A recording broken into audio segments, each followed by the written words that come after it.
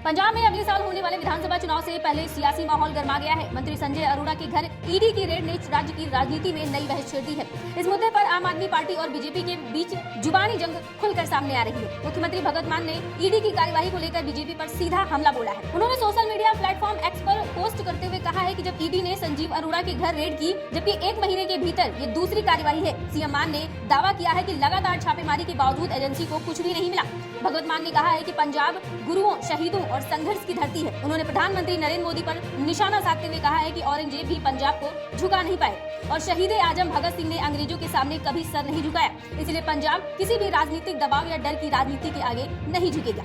मुख्यमंत्री ने बीजेपी पर आरोप लगाया है कि चुनाव करीब आते ही केंद्रीय एजेंसियों का इस्तेमाल बढ़ जाता है। उन्होंने कहा है कि कभी ईडी की रेड, कभी मानहानि के नोटिस और कभी डर का माहौल बनाकर विपक्षी नेताओं को दबाने की कोशिश की जाती है। लेकिन आम आदमी पार्टी इस हथकंडे से डरने वाली नहीं है। सीएम मान ने पंजाब के सामाजिक सौहार्द का जिक्र करते हुए कहा है कि राज्य में भाईचारों को तोड़ने की कोशिश कभी सफल नहीं होगी।